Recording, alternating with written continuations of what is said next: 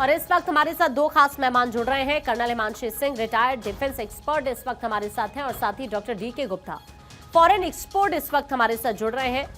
Colonel Himanshu, सबसे पहले आप ही का रुख करते हुए, अब आगे आपको क्या संभावनाएं नजर आती हैं? अभी जो हाल फिलहाल जानकारी मिली है, ये कहा जा रहा है कि ईरान ने मस्जिद पर लाल झंडा फहरा दिया है, यानी बदले की कसम ईरान ने खा ली है। अब आगे की संभावना किस तरह की आप देखती हैं?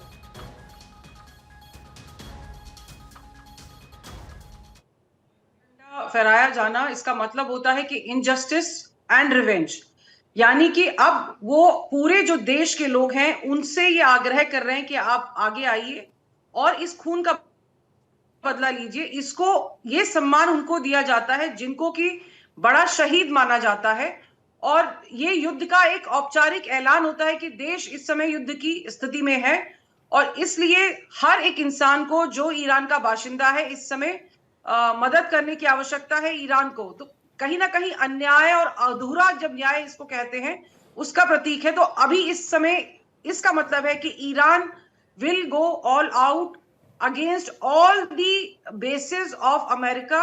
और इस समय देखिए जिस तरह से उन्होंने टारगेट करने की कोशिश की है, जो एयर बेसिस हैं, और एयर बेसिस के अलावा दुबई जैसी जगह जहां पर कि इतना ज्यादा आवागमन लोगों का होता है, उनको टारगेट किया है।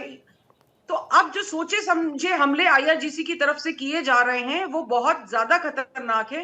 अब ये डर है, जो मुझे डर है कि भले ही वहां पे अमेरिकी बेड़े हों, लेकिन ये हॉर्मुज में भी अब जो बारूदी सुरंगें हैं वो लगाने की कोशिश करेंगे। देखिए उनके लिए जिसको वो बचाने की कोशिश कर रहे थे, खामेनेई, वो जा चुके हैं। तो उनकी तरफ से अब ये ऑल आउट वॉर का एक बिगुल बजाना कह सकते हैं आप, कि अभी तक तो वो शायद थोड़ा बहुत रुक लेते, क्योंकि खामेनेई जो हैं वो बहुत ही मैं शांत तो नहीं कह सकती, लेकिन हाँ बहुत समझदार थे, बहुत वाइज मैन थे वो।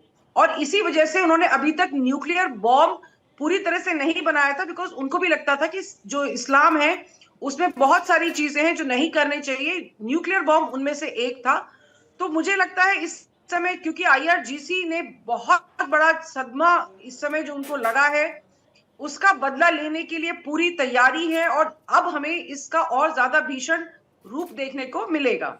बिल्कुल मैम, मैं आपके पास अभी वापस लौट रही हूँ। इस वक्त गुप्ता सर भी हमारे साथ जुड़े हुए हैं। सर, आपका रुख करते हुए आप कैसे देख रहे हैं अब इस सिचुएशन को? क्योंकि अभी हाल ही में ईरान की तरफ से बदले की कसम खा ली गई है, मस्जिद पर लाल झंडा फहरा दिया गया है। आपको क्या लगता है सर, भीषण जंग अब आने वाले वक्त में होने वाली है, या फिर ये कहें कि माहौल शांत हो सकता है? ये जो इस तरह की चीजें इस वक्त हो रही हैं, ये जो घटनाक्रम हो रहे हैं, ये जल्दी शांत हो सकते हैं?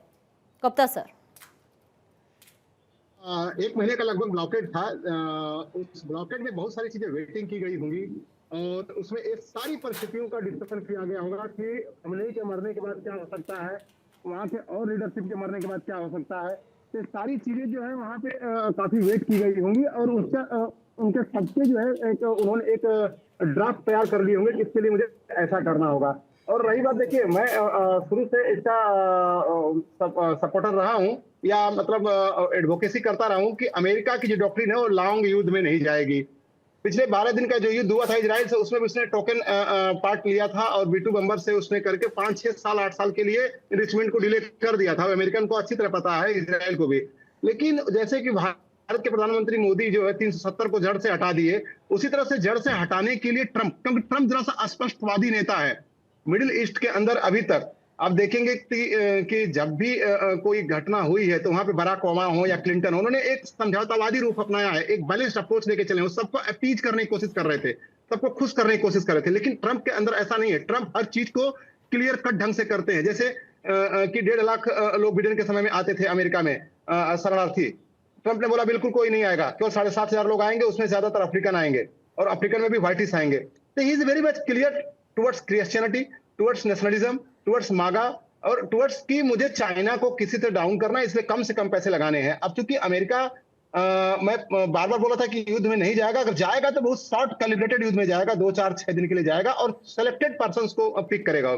इस वर्टिकल में देख लीजिए क्या हुआ है। डिफेंस मिनिस्टर मारे गए हैं, सुप्रीम खुमैनी मारे गए हैं, ICG के चीफ मारे गए हैं, और उसी दिन बम फटा था किसके ऊपर, राष्ट्रपति मसूद के ऊपर, लेकिन वो बच गए, उनकी बिल्डिंग पे भी वार किए गए थे। और उसमें जहां तक एक मैं समझ रहा हूं, जो अब्बास हैं इसमें फॉरेन मिनिस्टर, उनके साथ जो रिलेशंस हैं अमेरिका के, वो चूंकि फिजिकली मिल लेकिन रहे हैं सर अमेरिकन ईरान लीडर से, डटकर सामना कर रहा हाथ है। मिलाते हैं। फारस की खाड़ी का रास्ता ईरान ने रोक दिया है। अभी वैश्विक बाजार पर आप किस तरह का इम्पैक्ट अभी देख पा रहे हैं? और साथ ही मैं आपसे ये भी जानना चाहूंगी कि अभी तेल की सप्लाई पर आपको क्या लगता है, अब इसका किस तरह से इम्पैक्ट पड़ता हुआ नजर आ सकता है? देखिए, स्टेट ऑफ हार्मुज को और रेड सी को मैं ज्यादा सीरियस इसलिए नहीं ले रहा हूं, क्योंकि अमेरिका जब सुपर पावर होकर ईरान पे आके उसके घर में कब्जा करके उसके खुमनई को मार सकता है, तो स्टेट ऑफ हार्मुज को उसको खाली कराने का पावर है, और वो अपनी सेना लगाएगा तो वहां करा भी लेगा। अब वो देखेगा, वेटिंग करेगा कि उसको कितनी रिक्वायरमेंट है उसकी। रेड सी पे अभी 6-7 महीना पहले उसने यमन के हुदीस को अच्छी तरह से बम्बार्डिंग करके, उनको शांत करके, उनको समझौते के लिए कंपेल कर दिया, और कुछ $बिलियन का समझौता हुआ उनका।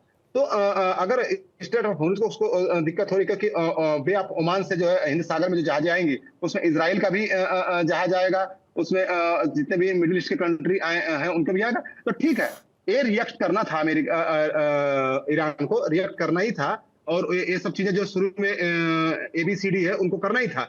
लेकिन जब 1 या 2 दिन, 4 दिन, 6 दिन के बाद जब देखेंगे सिचुएशन आउट ऑफ कंट्रोल हो रही है, लेकिन ईरान भी ऐसा नहीं करेगा, क्योंकि ईरान को भी पैसे चाहिए, और वो एक ही रास्ता है, स्टेट ऑफ हॉर्मुज है।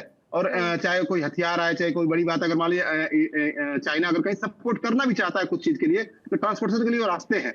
हाँ, वो रसिया और पाकिस्तान, अफगानिस्तान थ्रू नहीं आएगा, क्योंकि वहां पे भी भारत भी एक्टिव है, वहां पे तालिबान भी एक्टिव है। और अमेरिका ने ऑलरेडी एक फ्रंट खोल दिया है अफगानिस्तान के लिए। ऐसा नहीं कि अफगानिस्तान में जो लड़ाई हो रही है इसलिए हो रही है कि वहां पे TTP ने अटैक कर दिया, नहीं। उससे पहले तो 280 सैनिकों को मार दिया थे बेलन, वहां कुछ नहीं हुआ। ये अमेरिका ने एक फ्रंट खोला है, क्योंकि जो तालिबान था उसने 15 तारीख को डिक्लेयर किया था कि मैं ईरान का साथ दूंगा, तो वहां इसको इंगेज कर दिया, तो उस रिश्ते में चाइना भी नहीं आ सकता। तो इसलिए इकोनॉमी को ड्राइव करने के लिए उसको बंद करना, उसके लिए बहुत ज्यादा समझदारी नहीं होगी, क्योंकि चाइना का जो इम्पोर्ट रुक जाएगा, एक्सपोर्ट रुक जाएगा ऑयल के लिए। ये सारी चीजें हैं। अगर अमेरिका और उसके एलाइज चाहेंगे, मिडिल ईस्ट के चाहेंगे, तो स्टेट ऑफ हॉर्मुज को कब्जा कर लेंगे, और बल शक्ति से कर लेंगे। तो इसमें मुझे लग रहा है कि 2-4 दिन, 6 दिन ये चलेंगे, ये जो फिल्म शो चलेगा, but it will be a film C ji.